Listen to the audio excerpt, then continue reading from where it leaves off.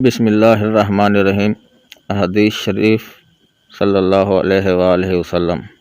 حدیث نمبر 1، حضرت ابو ہریرہ رضی اللہ عنہ سے روایت ہے، رسول اللہ صلی اللہ علیہ وآلہ وسلم نے فرمایا، ہلاک ہو جائے، تباہ ہو جائے دینار کا بندہ، درہم کا بندہ، کمبل کا بندہ اور چادر کا بندہ۔ اگر اسے دیا جائے تو خوش رہتا ہے، اگر نہ دیا جائے تو بیعت والا وعدہ پورا نہیں کرتا۔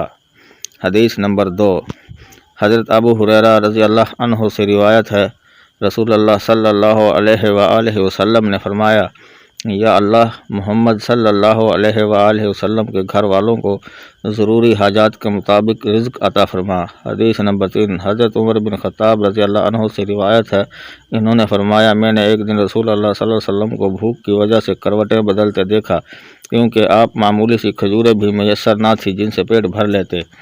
حدیث نمبر 4، حضرت عائشہ رضی اللہ عنہا سے روایت ہے، انہوں نے فرمایا، رسول اللہ صلی اللہ علیہ وسلم کا بستر چمڑے کا تھا جس میں کھجور کی چھال بھری ہوئی تھی۔ حدیث نمبر 5، حضرت جابر رضی اللہ عنہ سے روایت ہے، رسول اللہ صلی اللہ علیہ وسلم نے فرمایا، ہر شخص کو اس حال میں موت آنی چاہیے کہ وہ اللہ کے بارے میں اچھا گمان رکھتا ہو۔ حدیث نمبر 6، حضرت عبداللہ بن عباس رضی اللہ عنہما سے روایت ہے، رسول اللہ صلی اللہ علیہ وسلم نے فرمایا، دو نعمتیں ایسی ہیں جن کے بارے میں اکثر لوگ خسارے کا شکار ہیں، صحت اور فراغت۔ حدیث نمبر 7، حضرت ابو ہریرہ رضی اللہ عنہ سے روایت ہے، رسول اللہ صلی اللہ علیہ وسلم نے فرمایا، دنیا مومن کا قید خانہ اور کافر کی جنت ہے۔ حدیث نمبر 8، حضرت ابو ہریرہ رضی اللہ عنہ سے روایت ہے، رسول اللہ صلی اللہ علیہ وسلم نے فرمایا، امارت سامان کی کثرت سے نہیں بلکہ امیری تو دل کی ہے۔